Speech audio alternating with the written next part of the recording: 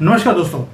25 अगस्त को बहुत बड़ी एक मीटिंग होने वाली थी जहां पर अमेरिकन पूरी डेलीगेशन यहां पर आने वाले थे 2 दिन के लिए, क्योंकि 27 अगस्त को हमारे ऊपर 50% का जो टैक्स का इन्होंने धमकी दिया है उससे पहले पहले नेगोशिएट करना बड़ा ज़रूरी था, वरना हमारे ऊपर तो टैक्स लग जाता।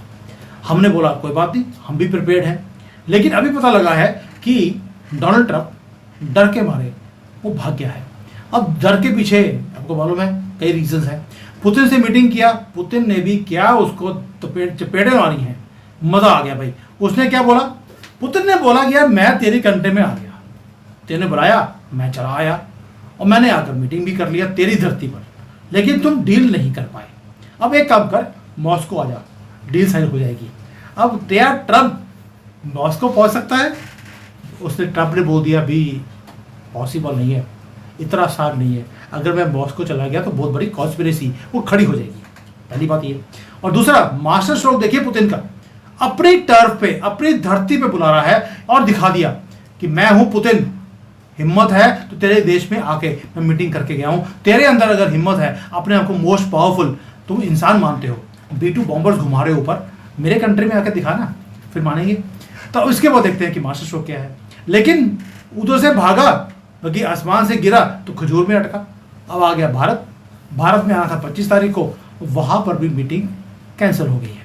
अब मोदी जी ने कुछ तो किया होगा कि 25 तारीख को मीटिंग कैंसिल है, 27 को टैरिफ लगना है और 31 को पुतिन, शी जिनपिंग और मोदी ये तीनों एक कमरे में बैठे होंगे और कुछ बात करेंगे।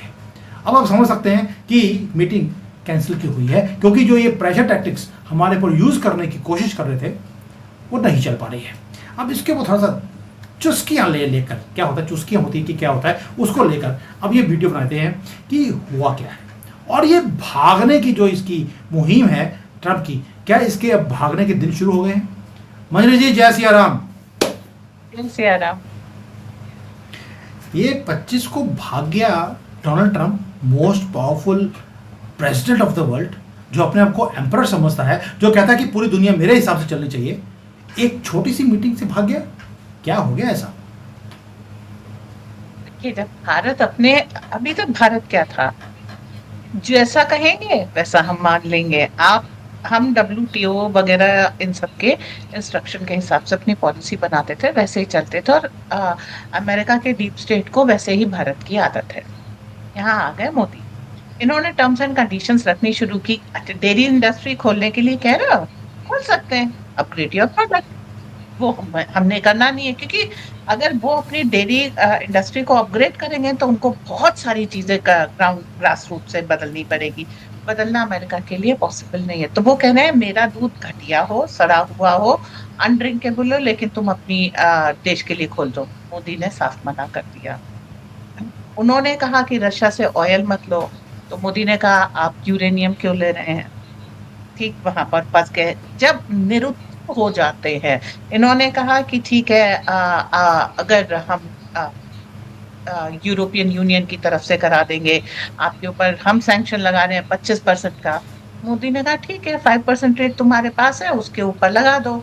मजेदार क्या बात हुई, अमेरिका के अपने जज ने इनके जो ट्रेजरी सेक्रेटरी बेसेंट है उनसे पूछा कि भाई ये टैरिफ का अल्टीमेट चार्ज कौन बियर करेगा। एंड बेसेंट बगले झाग रहा था, आ कर रहा था। तो the person still levying pressure on the Besant. उन्होंने कहा कि तुम्हारे में मेरा समय बर्बाद हो रहा है। ये अमेरिका की जनता है जो इस टैरिफ को झेलेगी, भारत थोड़े वो करेगा। अगर आपने देखो टैरिफ करके आपने कर दिया, भारत की गुणवत्ता, भारत के प्रोडक्ट का कंपटीशन नहीं है। चाइना था, हुआ करता था, अब कोई कंपटीशन नहीं है।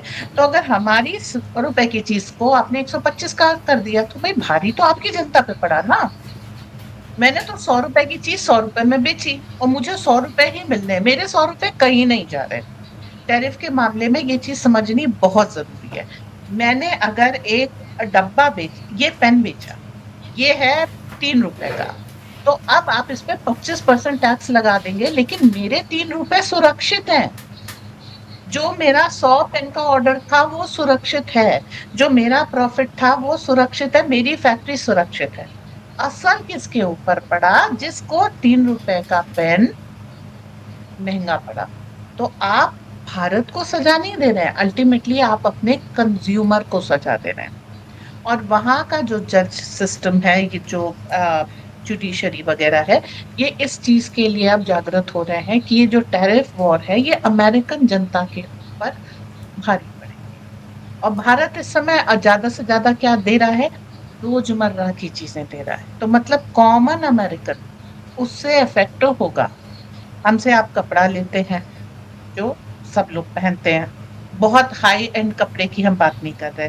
हमसे आप ये छोटे मोटे टॉयज, छोटी मोटी जेनेरिक मेडिसिन, हमसे आप एप्पल के फोन, अच्छा इलेक्ट्रॉनिक्स वगैरह जहां पर है जिससे थोड़े एफ्लुएंट वर्ग को इफेक्ट पड़ता था, उसको इन्होंने टैरिफ से बाहर रख दिया है, जिससे वो लोअर क्लास को, जो कॉमन फोक्स हैं, उनको फर्क पड़ता था, टैरिफ उस पे लगाया है। इतनी बुद्धिमानी की। तो भारत को इस टैरिफ से कोई लॉस नहीं होने वाला। वन थिंग आप ये समझ लीजिए, this is why Modi is not too keen. तुम्हें दाल खानी है तो हमसे लेनी पड़ेगी, मसाले तुम्हें चाहिए, आजकल इंडियन फूड वहां पर बहुत कॉमन हो रहा है, तो तुम्हें मसाले चाहिए, हमसे लेने पड़ेंगे। भारत के अलावा मसाले का कोई ऑप्शन नहीं है। अब अगर तुम 1 रुपए के मसाले को 1 रुपए 25 पैसे का कर रहे हो, तो तुम्हारे यहाँ चीजें महंगी हो रही है ना। मैं तो 1 रुपए का 1 रुपए नहीं में वो ले तो रहा हूँ। देखिए महेंद्र जी, जो अमेरिका का मुद्दा था, मुद्दे दो हैं जो मेजर मुद्दे हैं। एक, आप रशिया से तेल मत खरीदो।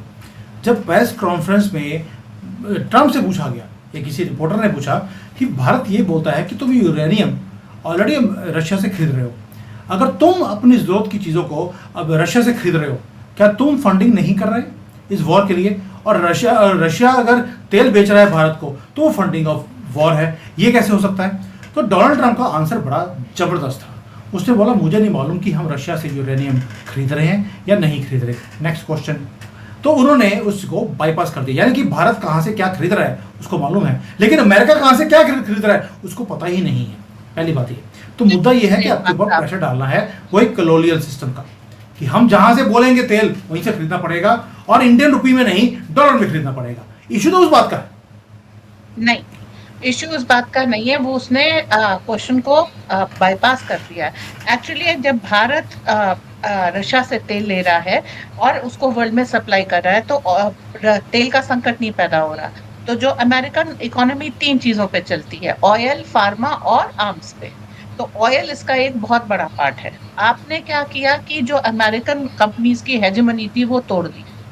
अब जो पेट्रो डॉलर कौन देता है? मिडिल ईस्ट देता है। मिडिल ईस्ट के पास ऑयल कम हो रहा है थोड़ा थोड़ा, और वो जब अमेरिका कहता है तो वो अपना ऑयल प्रोडक्शन बंद कर देते हैं। वर्ल्ड में ऑयल की क्राइसिस होती है, ऑयल के प्राइस बढ़ जाता है, अमेरिकन कंपनीज को फायदा होता है। अब आपने रशिया से तेल लिया, अमेरिकन हेजेमनी को पूरी तौर पे तोड़ दिया। आपने यूरोप को तक को ऑयल सप्लाई करना शुरू कर दिया, बीच बीच में अमेरिका खुद हमसे ऑयल लेता है। तो आपने क्या किया कि अमेरिकन कंपनीज की प्रॉफिटेबिलिटी को खत्म कर दिया, उनकी हेजेमनी, उनकी मास्टरी को खत्म कर दिया। सारा जो मुद्दा है तेल का वो इस पॉइंट पे लटका हुआ है कि let me rule the world with petroleum and petro dollar. Dollar आया ही पेट्रोलियम के बल पे है, पेट्रो डॉलर का जो टर्म है वो इसीलिए है। तो हमने पेट्रोल को खत्म किया, पेट्रो डॉलर को खत्म किया, और रशिया पे जो इन्होंने सैंक्शन लगाया था उससे इनका जो स्विस का सिस्टम था, स्विफ्ट का सिस्टम था, इंटरनेशनल पेमेंट इन डॉलर का, वो सिस्टम खत्म हुआ। और उसके ऊपर से तो ये 3 चीजें एक बार में जो भारत ने और रशिया ने मिलकर के तोड़ी हैं, उसको वो रीइस्टेब्लिश करना चाह रहे थे, जिसके लिए हमने मना कर दिया। आर्म्स के केस में बहुत सारे देशों को मोदी जी ने कह दिया कि हम चाहते हैं जिसको, हम उसको आर्म करेंगे, क्योंकि हमें अपने स्ट्रेटेजिक इंटरेस्ट बढ़ाने हैं। फॉर एग्जांपल इंडो पैसिफिक जैसे ही हुआ। अब इंडो पैसिफिक में आपको इंडो अगर रखना है तो पैसिफिक ओशन के इस हिस्से को हमको आर्म करना होगा, और जब भारत इस हिस्से को आर्म करेगा तो ना वहां पे चाइना टिक सकेगा, ना वहां पे यूएस से टिक सकेगा। तो यहाँ पर स्ट्रेटेजिक इंटरेस्ट कॉन्फ्लिक्ट में आ जाते हैं। अमेरिका ताइवान में बैठ करके चाइना को थ्रेटन करना चाह रहा है, अमेरिका साउथ कोरिया में बैठ के चाइना को थ्रेटन करना चाह रहा है, एंड थर्ड प्लेस उसकी चाइना के चारों ओर जापान है। तो ताइवान, जापान और साउथ कोरिया उसने चाइनीज वाटर को सराउंड कर लिया है। अब जैसे ही आप इंडो पैसिफिक ले लेते हैं, आप फिलीपींस, वियतनाम, इन सब देशों में और इंडोनेशिया वगैरह जगह पर बैठ जाते हैं, तो तो अमेरिका की ये हेजेमनी यहाँ पर खत्म हो जाती है। ओके, तो एक वो इंटरेस्ट है। दूसरा रेड सी में, रेड सी अलायंस ये बनाना चाह रहे थे और प्रेशर दे रहे थे कि इंडियन नेवी इस एरिया को प्रोटेक्ट करे, गार्ड करे और क्रेडिट अमेरिका को जाए। भारत ने कहा अगर हमको यहाँ पर इंडियन मार्कोस को इसको गार्ड करना है तो भारत क्रेडिट लेगा, हम तुमको क्रेडिट क्यों देते हैं। 11 देशों से मिलकर के रेड सी अलायंस बनना था, भारत ने मना किया, रेड सी अलायंस आज तक बना ही नहीं। These are the strategic interest, we have conflicted. अभी क्या हो रहा है, ये अमेरिका आपके आईमैक को कॉम्पिटिट कर रहा है क्योंकि trade iMac is contradicting the traditional trade route. आप क्या कर रहे हैं, आपने जगह जगह से जो है ट्रेड, आप अफ्रीका से होके चले जाओगे, आप सऊदीया से होके चले जाओगे, आप पीओके लेंगे तो सेंट्रल एशियन पाथ से होके चले जाओगे। तो अगर आप एक स्वेज कैनाल के ऊपर बैठे हैं तो भाई साहब आप बैठे रहिए, हम मेडिटेरेनियन में एंटर करने के लिए बहुत सारे ट्रेड रूट निकाल लेंगे। मेडिटेरेनियन क्यों इंपॉर्टेंट है, 3 कॉन्टिनेंट्स को एक साथ वो केटर करता है, अफ्रीका, यूरोप और Asia. This is why Mediterranean is very important. And fourth way कि इस तरफ से अगर आपको जाना है तो ये अमेरिका के लिए गेटवे है। तो वो मेडिटेरेनियन को वो करना चाहते हैं। सीरिया और ये क्या गाजा, इन सब की लड़ाई और कुछ नहीं है, ये ट्रेड रूट की लड़ाई है, प्लेन एंड सिंपल। आपने क्या किया, ऑल्टरनेटिव रूट, ठीक है, हम केन्या से होकर के दूसरी तरफ निकल जाएंगे, हम सेशल से होकर के अफ्रीका को टॉप करके पहुंच जाएंगे, हमको केप ऑफ गुड होप से जाने की जरूरत नहीं है। तो आप जहां जहां अमेरिका आपको कॉन्ट्रडिक्ट कर रहा है वहां पर आप जो है पुश करके आके निकल जा रहे हैं। आपने दूसरी चीज क्या की, आपने सेल्फ रिलायंट बनाना शुरू किया अफ्रीका को। अफ्रीका क्या है, जितने भी खनिज वगैरह हैं उनकी भूमि है। आपने क्या किया, अब अफ्रीका कह रहा है हम रबर का टायर बना के देंगे, हम कच्चा रबर नहीं देंगे। तो अफ्रीका वहां पर स्ट्रांग हो जाएगा। स्ट्रांग कौन कर रहा है, टायर बनाने की टेक्नोलॉजी ना अमेरिका दे रहा है, ना रशिया दे रहा है, ना चाइना दे रहा है, भारत दे रहा है। भारत उनके लोगों को रबर में ट्रेन कर रहा है। अब अगर अफ्रीका में टायर इंडस्ट्री पहुंच गई तो टायर के बिना तो पूरा दुनिया चल नहीं सकती। अफ्रीका मजबूत हो गया, वो कह रहा है मैं आपको कच्चा डायमंड नहीं दूंगा, मैं पॉलिश करके दूंगा, कट करके कट एंड पॉलिश करके दूंगा। कितनी अमेरिकन कंपनीज खत्म हो जाएंगी, उनको कटिंग एंड पॉलिशिंग की ट्रेनिंग सिर्फ भारत दे रहा है। तो आप ये देखिए, हम खुद स्ट्रांग हो रहे हैं, हम दूसरों को स्ट्रांग कर रहे हैं। अब अफ्रीका में खाने का संकट है, सबसे ज्यादा उपजाऊ भूमि कहाँ है, अफ्रीका में है। हमने उनको खेती करना सिखाना शुरू कर दिया। अब जो अमेरिकन हेजेमनी है कि हम आपको खाना देंगे जब आप कन्वर्ट हो जाओगे, ये करोगे वो करोगे, उन्होंने कहा हटाओ, हम अपना खाना खुद वो कर लेंगे। ब्राजील भारत से गाय इंपोर्ट करता है, क्यों करता है, उनके दूध की प्रॉब्लम हम सॉल्व कर रहे हैं। ये कह रहे हैं कि हमारे घटिया लिक्विड के लिए, व्हाइट लिक्विड के लिए आप अपनी इंडस्ट्री खोल लीजिए। तो जो अमेरिका कह रहा है, अब जी अभी तक क्या था, जी अपने इंजन वगैरह देने में बहुत टाल मटोल कर रहा था। उनको समझ में आ गया जीईएस कंपनी को कि अगर हम अमेरिकन पॉलिटिक्स में पड़ेंगे तो हमारे ऑर्डर कैंसिल हो जाएगा, भारत देर सवेर अपने इंजन को बना लेगा। नाउ दे आर कि ये ले लो, उस चक्कर में ये F-35 लेके आया। हमने कहा हटाओ, हमको जरूरत नहीं, हमारे पास रफाल है, इससे कहीं बेटर है। गार्डन जो ड्रोन की एक समय बहुत बात करी थी, भारत बुलिश था कि इसको हम ले लें, लेकिन अमेरिका ने हम आपको नहीं देंगे और ये नहीं करेंगे। हमने अपनी ड्रोन इंडस्ट्री खत्म कर दी, उनको खड़ी कर ली। उनको ये पता लग गया कि अगर हम भारत को स्टॉल करेंगे अब टेक्नोलॉजी ट्रांसफर में, तो भारत अपनी टेक्नोलॉजी खुद बनाने में सक्षम है। और वो ऑपरेशन सिंदूर से बता दिया कि वर्ल्ड क्लास टेक्नोलॉजी बनाएगा, ये नहीं कि मेडिवियल प्रोडक्ट बनाएगा, जो फर्स्ट ड्रोन था वो बनाएगा, नहीं, टॉप क्लास ड्रोन शुरू से ही आएंगे। तो यहाँ पर जो वो हमको कंटेन नहीं कर पा रहे हैं, जो उनकी एक वो इगोइस्टिक मेंटालिटी कि भारत अभी भी वो गाय और सपेरे का देश है, उससे बाहर नहीं उठा, जैसे चलाएंगे वैसे चलेगा। वहां पर प्रॉब्लम है कि आपकी 3 चीजें, ऑयल, फार्मा में ये आते हैं। एक हम इनकी फार्मा, देखिए मोदी ने पहले स्टंट सस्ते किए, फिर जेनेरिक मेडिसिन निकाली, तो और उसके बाद दुनिया भर को वैक्सीन दी। तो हमने हर कदम पे इनकी फार्मा लॉबी को हैमर किया है, ठीक है। उसके बाद हम आयुष ले गए, योग को शुद्ध फॉर्म में पहुंचाया, आयुर्वेद को शुद्ध फॉर्म में हम ले गए। क्यों रामदेव के ऊपर अटैक हुआ, बाबा रामदेव के ऊपर अटैक होने का यही कारण है कि वो आयुर्वेदिक मेडिसिन के लिए बुलिश थे कि इसको आप लेके आइए, ये फार्मा लॉबी बिल्कुल बेकार है। गिलोय बेटर है, पैरासिटामोल सड़ी हुई है। गिलोय खाने का कोई साइड इफेक्ट नहीं है, पर पैरासिटामोल खाने से लिवर और किडनी के ऊपर प्रेशर आता है, नर्वस सिस्टम पे प्रेशर आता है। अगर आप फॉरेंसिक पढ़ें तो आपको पता लगेगा पैरासिटामोल एक ऐसी पोटेंसी की ड्रग है, हायर पोटेंसी में दे दी जाए तो it is a killer drug, इसके साइड इफेक्ट लीथल है। तो आप यहाँ पर आकर के ये देखिए, तो जब हम गिलोय देते हैं वो ज्यादा हो जाएगा तो आपको नुकसान नहीं होगा। तो आप गिलोय वर्सेस पैरासिटामोल कौन कर रहा है? भारत। तो फार्मा इंडस्ट्री यहाँ पे एक आपकी जो ड्रग इंडस्ट्री थी जो इतनी कॉस्टली थी उसको हमने सस्ता कर दिया। हमने तरह तरह के वो वेंटिलेटर वगैरह बनाए, स्पेसिफिक चीज के लिए अलग से छोटे छोटे वेंटिलेटर बना लिए।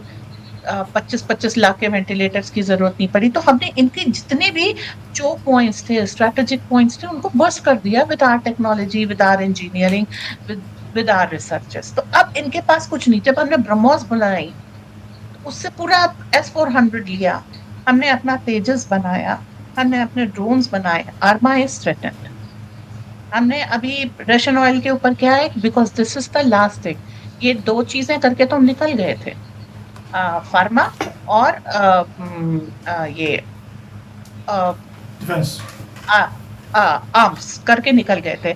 ऑयल के ऊपर ये इसलिए बुलिश थे कि ऑयल इनके लिए अभी भी वो था। आप देखिए जॉर्ज डब्ल्यू बुश जो इनके प्रेसिडेंट थे वो ऑयल इंडस्ट्री से आते थे। ऑयल इंडस्ट्री का इनकी राजनीति के ऊपर बहुत तगड़ा कब्जा है। ऐसे में जब आप रशियन ऑयल ले करके इनको कॉन्ट्राडिक्ट कर रहे हैं तो they are threatened, existential threat है इनके बहुत सारी इंडस्ट्रीज के ऊपर। और आपको मालूम है यूएस डेट रिटर्न कंट्री है कोई, ठीक है, सबसे बड़ी इकोनॉमी है, सबसे बड़ा डेब्ट ही है, सबसे बड़ा कर्जा भी है उनके ऊपर। तो सबसे बड़ा कर्जा होगा अगर आपकी एक के बाद एक ले ऑफ हो रहा है, सबको मालूम है। आपकी सिलिकॉन इंडस्ट्री है, भारतीयों ने संभाला है भाई। आपकी नासा है, भारतीयों ने संभाला है। आपकी जो मेडिकल इंडस्ट्री है, भारतीय संभाल रहे हैं। आपकी जितनी होटल की चेन है, भारतीय संभाल रहे हैं। अमेरिका में भी बहुत सारी चीजों को भारतीयों ने संभाला हुआ है। आपकी एजुकेशन इंडस्ट्री है, एक बड़ा चंक भारत के कंट्रीब्यूशन है, भारत की चेयर्स है, भारत के स्टूडेंट है। तो हमारी एक ग्रिपिंग कंट्रोल है अमेरिका के ऊपर जो हमारे लोग नहीं समझते हैं। इसी चीज को इंडियन डायस्पोरा को मोदी सेलिब्रेट कर रहे हैं, अपनी इसी पावर को सेलिब्रेट कर रहे हैं कि हम जाओ नहीं बात करते। 25% टैरिफ लगाए, टैरिफ लगाने की बात आई थी, 25 ही क्यों लगाया? जैसे हमारे चाइना के ऊपर 300 लगा दिया था वैसे लगा देते, 3 मत 25 पे आकर के रुक गए ना। तो एक पेस मान लीजिए, चक्कर वही है, ये वही अमेरिकन का प्रेसिडेंट है जो पुतिन के बुलावे के ऊपर बोलता है कि मैं सोच के बताऊंगा, हिम्मत होती तो बोल देता हाँ मैं आऊँगा।